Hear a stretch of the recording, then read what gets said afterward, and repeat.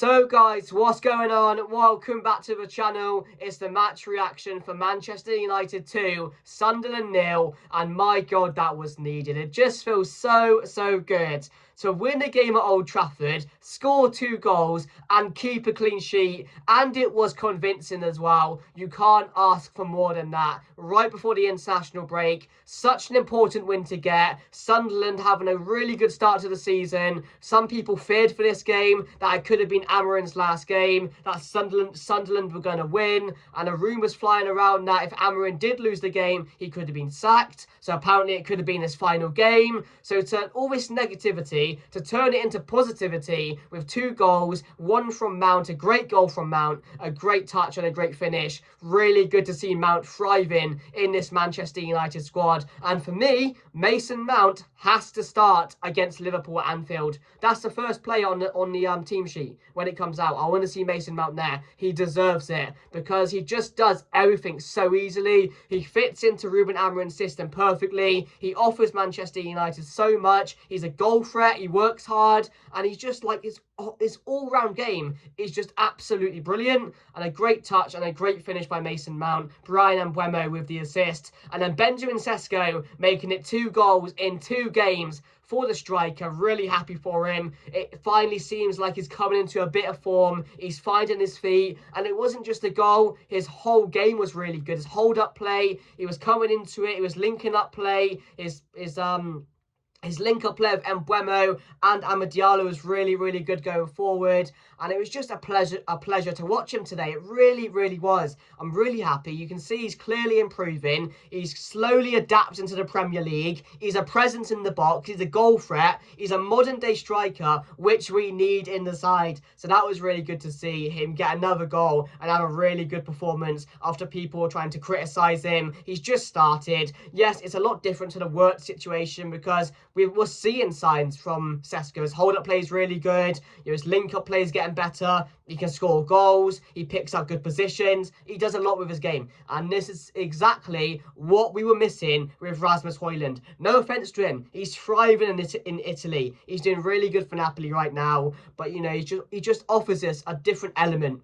Benjamin Sesko does. Just something different, which we have been clearly missing for years at Manchester United. So that was really good to see as well. And other than that, it was a convincing performance. In the second half, we didn't really have too many chances. I mean, at 2-0, I'm always confident we can hang on to the lead and see out the game because defensively, we are normally a really good side.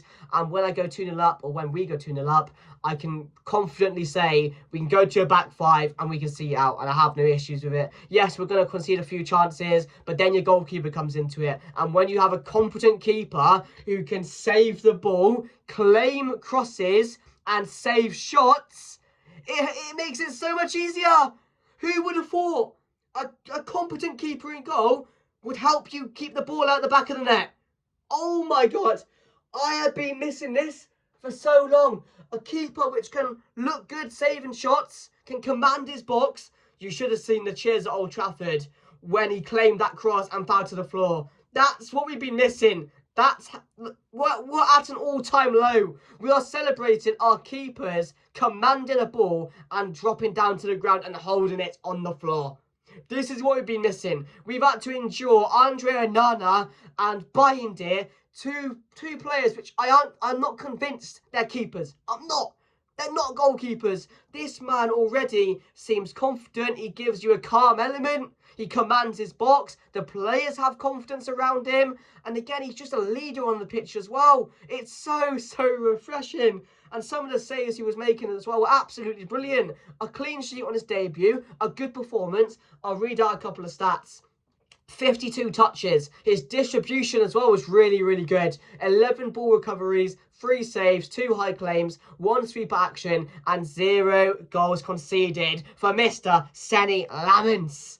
I know it's a bit too early to go in and say, yes, he's going to be this next best thing for Manchester United. But from that first game, my instant thoughts are that he's a really competent keeper. And again, he's not our best keeper in the world. He's not going to be one of the best keepers in the world in 3 or 4 years' time. But to have someone who just knows what they're doing, is calm, who gives you that confidence in the back of the net is really, really good to have. So I'm really happy with that. And I don't know why it took him so long for him to start, because my God, if we could have had him a bit earlier, who knows what could have happened.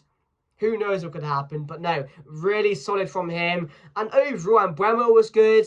I mean, Mason Mount had a really, really good game. Lenny Yoro was fantastic. De Ligt was brilliant. And it's finally good to have Lenny Yoro and De Ligt back together. And none of this Maguire bollocks. I don't know why he dropped Lenny Yoro. There was no reason for it. But to have De Ligt and Yoro back together is brilliant. And yeah, I don't have any complaints about the game. I really, really don't. I mean, Luke Shaw wasn't that good in the game again. And as soon as Mazraoui comes back from his injury, Mazraoui needs to be starting at centre-back, because our starting three should be Lenny Yoro, De Ligt and Mazraoui. And that's it. Do that for the season. Of course, not every game, because you need some balance in there and you need to keep players fit.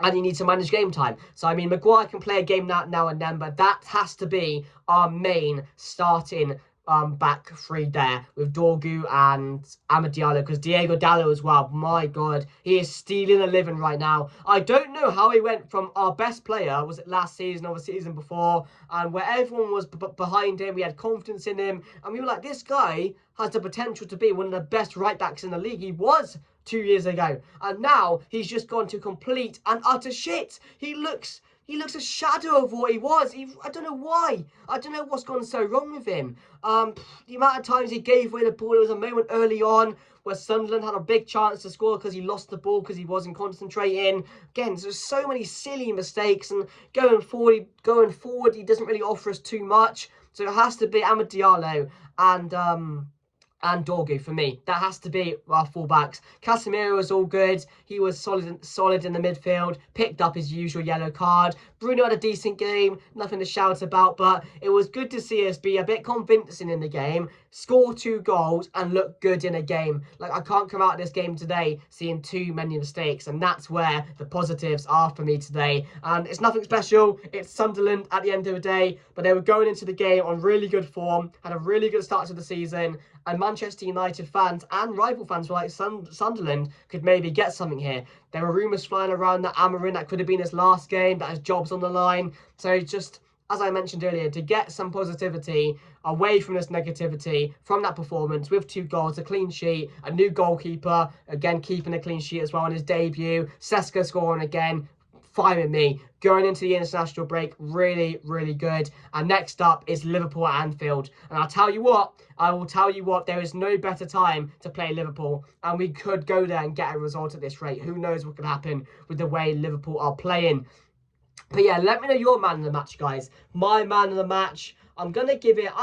it feels like you have to give it to Senny Lamens, but also Sesko was brilliant. Mount was brilliant. Like, there was a lot of good performances as well, which you can't really say often with Manchester United at the moment. So, I mean, Mbeumo again directly involved in more goals this season than any other Manchester United player, already making an impact since joining the club. Really happy with him. The assist was brilliant, and again, he just causes trouble. And again, like, Lamens calm in the box, showing great distribution, as I mentioned. And also mention his confident shot stopping as well, which is good to see, because you'd have Onana palming it into the opposition when Senny Lamens just clears it out for a corner or makes sure it's away from any player. So it's just those small tweaks which make such a big difference. Like, they really, really, really do. So just, we have been like, just so unlucky with our keepers over the last couple of years, with Onana and how shit he's been, and our second keeper being really shit. So to just have this keeper, I know it's one game, but already it makes a hell of a difference. And that's how, like, at an all-time low we are at the moment. We're celebrating keepers at Manchester United being good. But yeah, Mount, like I mentioned, for me, has to be up there, starting at Anfield. It's just the hard work. I mean, the goal, technically sound, and on his day, he is unstoppable. He is unstoppable on his day, but he just has to keep injury-free, and he just needs to keep maintaining this form, picking up pockets, creating, linking up, all these things, which Mason Mount is known to be so good at, because it does really change the game, and it has a big impact. So yeah, Really happy. Sunderland didn't really offer too much in the game. I thought they would offer more considering their start to the season, but at the end of the day, coming to Old Trafford, they probably thought Manchester United would be up for it, so they have to be careful, give us some respect. And I feel like that's what they did in a way. I don't know why they did that, because we don't need respect at the moment because we're shit and any team can beat us. But yeah, to have that and a few positives is really, really good right before the international break. We can go into it now confident, head into Anfield after it's done. That's going to be a big, big game. And I think that's our best chance in many years to get a decent result against Liverpool. So yeah, I'm looking forward to it. Make sure to like, comment, share and subscribe. Thank you for watching and I'll see you guys later. Goodbye.